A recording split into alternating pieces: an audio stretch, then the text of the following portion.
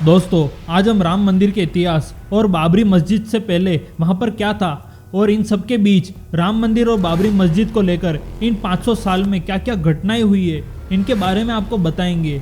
भारत के उत्तर प्रदेश के अंदर यह एरिया है अयोध्या, और अयोध्या के अंदर सरयू नदी के पास 2.77 एकड़ की जमीन जिसका प्लॉट नंबर 583 है। इसी को लेकर भारत के इतिहास का सबसे बड़ा भूमि विवाद शुरू हुआ और आज यही राम मंदिर बन रहा है। और न्यूज में जो आप राम मंदिर का नक्शा देखते हैं वो 67.7 एकड़ का है, लेकिन ये पूरा डिस्प्यूटेड एरिया नहीं है। भूमि विवाद वाला एरिया इसमें सिर्फ ये 2.77 एकड़ वाला ही है। अब सभी लोग इसमें सरकार से प्रश्न करेंगे कि राम मंदिर को पूरे 67.77 एकड़ के एरिया में क्यों नहीं बनाया गया। इसके लिए आपको भूतकाल में जाना होगा जो कि 500 BC है। इसमें हिंदू पौराणिक ग्रंथ लिखे गए जिसमें भविष्य पुराण और रामायण शामिल है। उसमें इस राम मंदिर की जानकारी मिलती है। इन डिटेल से पता चलता है कि अयोध्या किंगडम ऑफ कोसला की राजधानी थी और यही त्रेता युग में श्री राम के बेटे कुश ने श्री राम के जन्म के स्थान पर उनका मंदिर बनवाया था और इन्हीं की 44 पीढ़ियों द्वारा अयोध्या में शासन किया गया। और इनके आखिरी राजा भरतबला थे जिनकी मृत्यु महाभारत के दौरान अर्जुन के बेटे अभिमन्यु के हाथ से हुई थी, जिसके काफी समय तक इस मंदिर को रिकंस्ट्रक्ट नहीं किया गया, जिसकी वजह से इसकी हालत काफी खराब थी। और फिर आज से 2100 साल पहले राजा विक्रमादित्य ने अपने शासन के दौरान इस मंदिर को रिकंस्ट्रक्ट करवाया था और पूरी अयोध्या शहर का विकास करवाया। और ये सुप्रीम कोर्ट जजमेंट के पेज 673 में भी दर्ज है। यहाँ तक सब कुछ नॉर्मल था। फिर आता है साल 1528। इस दौरान कोई भी बाहरी राजा किसी भी एरिया को जीतता था तो वो अपने फेथ की चीजें दूसरे के मंदिर वगैरह को गिराकर उन्हीं पर बनवा देता था अपनी ताकत दिखाने के लिए, जो कि तारीख अवध और अखबार मसूद जैसी किताबों में लिखी हुई है। और यही बाबर ने भारत में आकर किया। उसने मंदिरों को तोड़कर उन्हीं पर मस्जिदें बनानी शुरू कर दी। इसी बीच बाबर के सेनापति मीर बाकी ने अयोध्या में 2.77 एकड़ की बाबरी मस्जिद बनवाया। इसे लेकर अभी भी विवाद है कि बाबरी मस्जिद को राम मंदिर तोड़कर ही बनाया गया था, लेकिन कई किताबें इसका जिक्र जरूर करती है कि मंदिर की सामग्री से ही मस्जिद का निर्माण शुरू किया गया था। उस वक्त क्या हुआ था इसे लेकर कई दावे भी मिलते हैं। उस समय लोगों ने इसके खिलाफ आवाजें भी उठाई पर कुछ हो नहीं सका। इसके बाद 1857 आया, जिस समय मुगल का शासन खत्म होने की कगार पे था। तब इंग्लैंड से समुद्र के रास्ते से 7 अंग्रेज ट्रैवल करने के लिए भारत आए थे, जो कि आगे चलकर इस केस के लिए इम्पोर्टेंट होने वाले थे। इसमें जोसेफ टाइफन थेलर और विलियम फिंच ने अपनी किताब में इस बात का जिक्र किया है कि कैसे पहले यहाँ मंदिर था और उन्होंने लोगों को पूजा करते हुए भी देखा। ये उस टाइम पर जोसेफ ने मैप बनाया जो कि आगे चलकर सुप्रीम कोर्ट में बहुत काम आने वाला था। इसी समय सवाई जयसिंह ने मस्जिद के बाहर की जमीन को खरीद लिया और राम चबूतरा बनवा दिया ताकि हिंदू लोग जो अंदर नहीं जा सकते वो बाहर से पूजा कर सके। ये असली नक्शा है जिसमें XYZ मस्जिद है और सामने राम चबूतरा, सीता रसोई और हनुमान द्वार है। इसी वजह से एक साइड नमाज होती थी और दूसरी जगह राम भगवान की पूजा होती थी। मस्जिद के बनने के 300 साल बाद इसे लेकर विवाद की पहली झलक दिखाई दी। अब जो इतिहास शुरू होने वाला था वह लंबी लड़ाई के साथ साथ विध्वंस की कहानी भी कहने वाला था। इस विवाद पर ब्रिटिशर्स को हिंदुस्तान के लोग काफी परेशान करने लगे थे, जिसकी वजह से सन 1838 में रॉबर्ट मार्टिन को उस जगह का सर्वे करने के लिए बोला गया,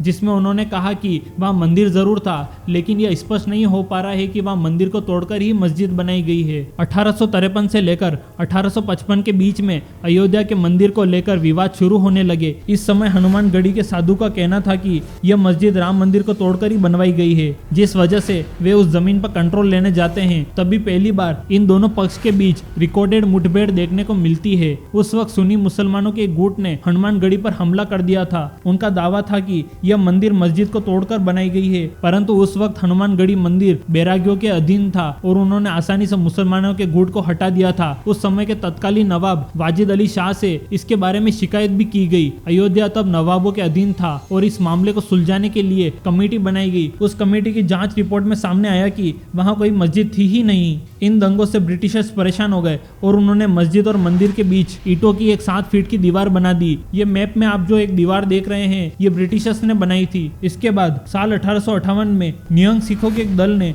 बाबरी मस्जिद के अंदर घुसकर हवन पाठ शुरू कर दिया और मस्जिद की दीवारों पर राम का नाम लिख दिया और श्री राम और गुरु नानक की पूजा करने लग गए। उस वक्त इस घटना के खिलाफ पहली बार एफआईआर दर्ज की गई थी और लिखित में यह मामला सामने आया था। साल 1885 में यह राम मंदिर विवाद पहली बार कोर्ट पहुंचा था, जहां महंत रघुवीर दास ने राम चबूतरे पर राम मंदिर बनवाने की याचिका दायर की थी, जिसको यह कहकर खारिज कर दिया था कि इससे दंगे भी हो सकते हैं। फिर यह मामला यही दब गया और 48 साल तक छोटी मोटी लड़ाइयां होती रही। लेकिन फिर साल आता है 1949, जब अखिल भारतीय रामायण महासभा ने 9 दिन के लिए रामचरितमानस का पाठ रखा हिंदू वाले एरिया में। जब यह पाठ खत्म होने वाला होता है, तब उसी रात में बाहरी मंदिर से रामलला की मूर्ति मस्जिद के अंदर रख देते हैं। अगले दिन यानी 23 दिसंबर 1949 को बहुत सारे हिंदुओं की लाइन लग जाती है दर्शन करने के लिए। लोग कहते हैं कि यहाँ रामलला प्रकट हुए और मुस्लिम ये सारी चीजें देख रहे थे। 29 दिसंबर 1949 को सुन्नी सेंट्रल वक्फ बोर्ड एफआईआर रजिस्टर कर देता है। इस घटना के बाद हालात इतने गंभीर हो गए थे कि तत्कालीन प्रधानमंत्री जवाहरलाल नेहरू ने संज्ञान लिया और महज 6 दिनों के अंदर ही मस्जिद पर ताला लगा दिया। लेकिन हिंदू इससे खुश नहीं थे, क्योंकि रामलला की मूर्ति मस्जिद के अंदर लॉक थी। फिर आता है साल 1989। इसमें लाल कृष्ण आडवाणी ने गुजरात के सोमनाथ मंदिर से अयोध्या तक एक रथ यात्रा शुरू की। यह बहुत ही विवादित दौर था और इसका पूरा अरेंजमेंट नरेंद्र मोदी ने संभाला था। इस वजह से बीजेपी पार्टी हाईलाइट हो गई थी और पूरे देश में दंगे भी होने लग गए थे, जिस वजह से लाल कृष्ण आडवाणी को लालू प्रसाद यादव ने गिरफ्तार करवा लिया। लेकिन कर सेवक पुलिस की गाड़ी लेकर अयोध्या के उस भूमि विवाद एरिया तक पहुंच जाते हैं और मस्जिद पर झंडा लगाने जाते हैं, जहां उन पर पुलिस फायरिंग कर देती है, जिसकी वजह से 30 से ज्यादा कर सेवकों की मौत हो जाती है। फिर साल 1991 में पहली बार यूपी में बीजेपी की सरकार बनी, जहां कल्याण सिंह का नारा रामलला हम आए हैं, मंदिर यहीं बनाएंगे फेमस हुआ था। इसी साल में उस भूमि विवादित एरिया को राज्य सरकार अपने कंट्रोल में ले लेती है। एक ट्रस्ट जिसका नाम राम जन्मभूमि न्यास था, उसको 1 रुपए की लीज में ये पूरी जमीन दे देते हैं। लेकिन मुस्लिम पक्ष के विरोध के बाद इस पर रोक लगा दी जाती है। फिर इसके 1 साल बाद 1992 में आरएसएस, बजरंग दल और वीएचपी मिलकर इस मस्जिद को गिराने की बात करते हैं, जिसमें वीएचपी ने अपनी यह बात आम लोगों तक पहुंचाई। अगर विवादित भूमि पर कंस्ट्रक्शन नहीं किया जा सकता है तो इसको गिराया तो जा सकता है। 6 दिसंबर 1992 का वो दिन था जब बाबरी मस्जिद के ढांचे को कार सेवक गिराकर उसमें से रामलला, सीता, हनुमान, लक्ष्मण की मूर्ति लाकर अपने गर्भगृह में रख देते हैं। कार सेवकों ने यहाँ पर एक अस्थायी मंदिर की स्थापना कर दी थी। इस इंसिडेंट के बाद पूरे देश में दंगे हो जाते हैं और करीब 2000 लोगों की मौतें हो जाती है। ये न्यूज़ जब बाहर आती है तो पाकिस्तान में 30 हिंदू मंदिरों को और बांग्लादेश में 11 हिंदू मंदिरों को गिरा दिया जाता है। इतने दंगों की वजह से केंद्रीय सरकार ने 67.7 एकड़ वाली जमीन को अपने अंडर में ले लिया, अनडिस्प्यूटेड एरिया को छोड़कर। अगस्त 2003 में ASI archaeological survey of India ने मस्जिद वाली जगह पर खुदाई शुरू की और यह दावा किया कि इस मस्जिद के नीचे 10वीं सदी के मंदिर के साक्ष्य मिले हैं और मस्जिद जिससे बनाई गई थी वह इस्लामिक नहीं बल्कि किसी प्राचीन मंदिर के अवशेषों से बनाई गई थी। जिसके बाद 2005 में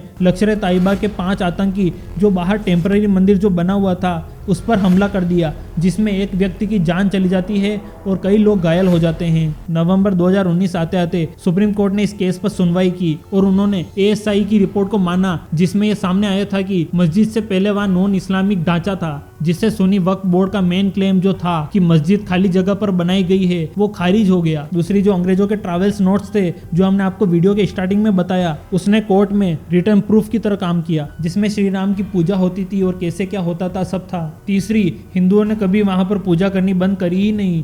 वहीं दूसरी तरफ मुसलमानों ने 1949 के बाद कभी बाबरी मस्जिद में कदम रखा ही नहीं। और चौथा, कोर्ट परमहंसराज से कहते हैं कि रामलला का जन्म लेफ्ट या राइट में तो नहीं हुआ है, जिसके जवाब में आया कि नहीं, उनका जन्म जहाँ मस्जिद के बीच का ढांचा है वहीं हुआ है। जिसके बाद सुप्रीम कोर्ट ने 2.77 एकड़ की विवादित जमीन को रामलला पक्ष को सौंप दिया और बाकी के पक्ष जिसमें सुन्नी वक्फ बोर्ड था उसको मंदिर से 25 किलोमीटर दूर मस्जिद बनाने के लिए जमीन दी गई। फरवरी 2020 को श्री राम जन्मभूमि तीर्थ क्षेत्र ट्रस्ट की स्थापना हुई। लोकसभा में प्रधानमंत्री नरेंद्र मोदी ने इसकी घोषणा की और 22 जनवरी 2024 को राम मंदिर में रामलला की प्राण प्रतिष्ठा हो चुकी है। राम मंदिर को बनाने में क्या क्या इस्तेमाल हुआ है और इससे सरकार कितना मुनाफा कमाएगी, ये हम अगली वीडियो में डिस्कस करेंगे। तब तक के लिए धन्यवाद।